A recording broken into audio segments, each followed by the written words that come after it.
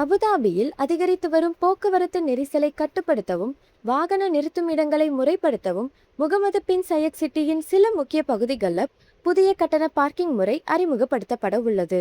அபுதாபியின் வணிக நடவடிக்கைகள் அதிகம் நடைபெறும் இடங்களான ME9, ME12 ஆகிய 2 பிரிவுகளில் இந்த புதிய முறை செயல்படுத்தப்பட உள்ளது.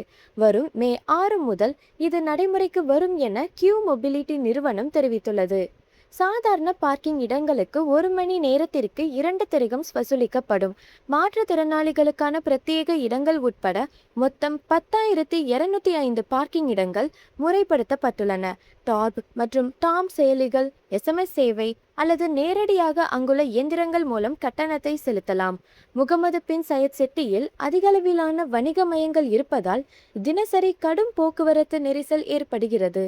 வாகனங்களை முறையற்ற வகையில் நிறுத்துவதை தவிர்க்கவும் கடைகள் மற்றும் பிற சேவைகளுக்கு வருவோர் எளிதாக பார்க்கிங் வசதியை பெறவும் இந்த திட்டம் உதவும். இது அபுதாபியின் விரிவான பார்க்கிங் ஒழுங்குமுறை திட்டத்தின் 3ஆம் கட்டமாகும்.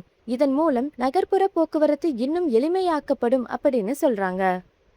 மேலும் இது போன்ற லேட்டஸ்ட் ஐக்கிய அரபு அமீரக செய்திகளுக்கு நம்ம கலீஜ் தமிழ் சேனலை சப்ஸ்கிரைப் பண்ணுங்க.